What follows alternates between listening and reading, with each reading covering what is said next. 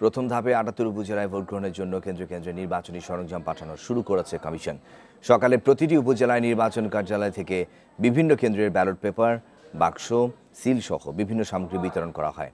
আইনশৃঙ্খলা বাহিনীর সহযোগিতায় সেগুলো কেন্দ্রে নিয়ে যান প্রিজাইডিং কর্মকর্তারা। নির্বাচন কর্মকর্তারা বলছেন, সুষ্ঠু ভোট গ্রহণে নেওয়া হয়েছে সব প্রস্তুতি। এরই মধ্যে টহল শুরু করেছেন বিজিবি, র্যাব ও পুলিশ সদস্যরা। তাৎক্ষণিক ব্যবস্থা নিতে নিয়োগ দেওয়া হয়েছে নির্বাহী ও বিচারিক হাকিম। কাল সকাল ৮টা থেকে বিকাল ৪টা পর্যন্ত চলবে ভোট গ্রহণ।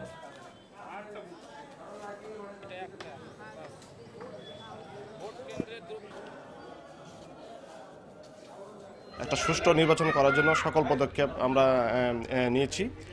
এক্ষেত্রে তাদেরকে এমনভাবে নির্দেশনা দেওয়া হয়েছে, যদি কোনো রকম অনিয়মের কোনো আমরা পাই, তাহলে আমরা সেখানে আমরা ভোট গ্রহণ বন্ধ করে দিতে বাধ্য হব।